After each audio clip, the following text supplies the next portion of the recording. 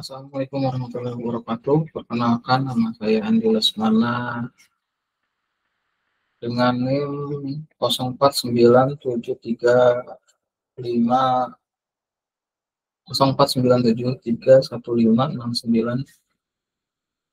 Saya dari Prodi Sistem Informasi eh, Fakultas Sains dan Teknologi Universitas Terbuka.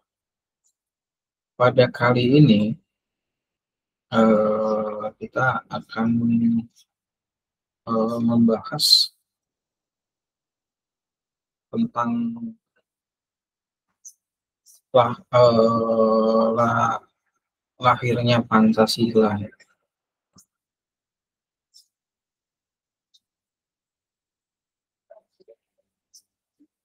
Kita sering berfokus pada hasil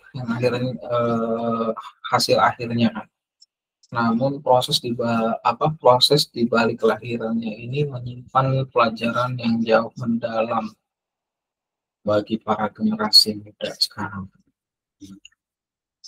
Hari ini kita akan membahas satu momen paling krusial dalam sejarah perumusan dasar negara kita, yaitu transisi dari Piagam Jakarta ke rumusan final Pancasila dalam sidang PPKI. Seperti yang kita ketahui, dalam proses di PPKI sendiri, atau bisa kita secara panjangnya itu Panitia 9 menghasilkan sebuah draft yang kita kenal itu Piagam Jakarta pada tanggal 22 Juni 1945. Dalam piagam ini, sila pertama itu berbunyi ketuhanan dengan kewajiban menjalankan syariat Islam bagi pemeluk-pemeluknya.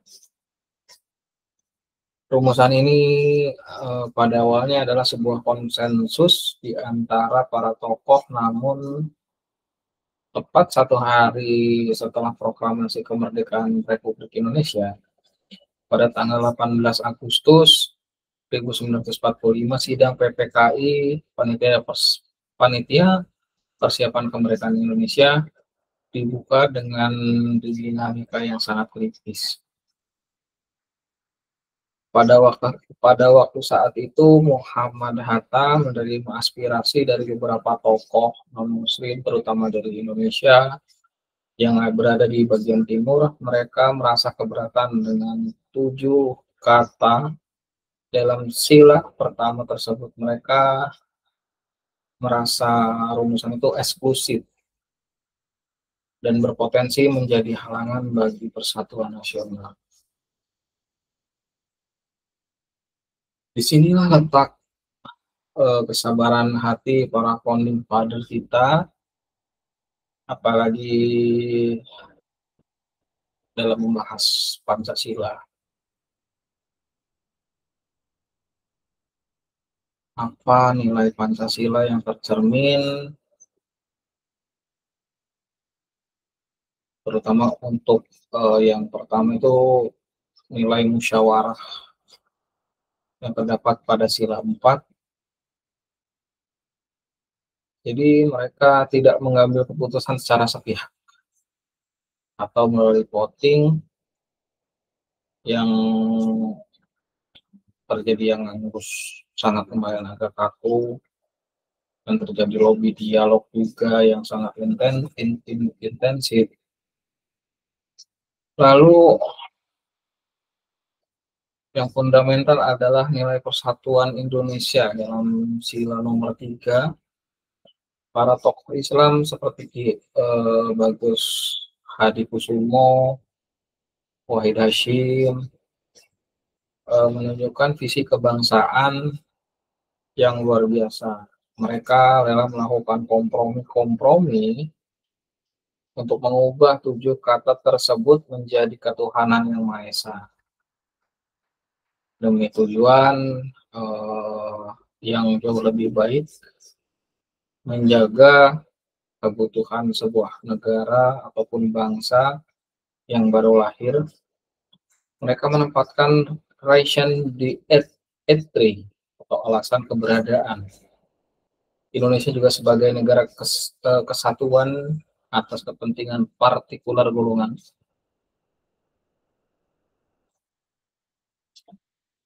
Lalu apa refleksi dan relevansinya bagi kita generasi muda saat ini?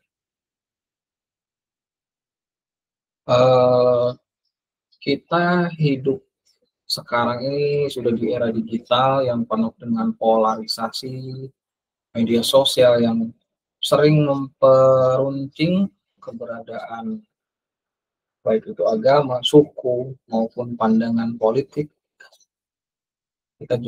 Kita sangat mudah terjebak dalam filter bubble dan menganggap kelompok yang berbeda sebagai ancaman.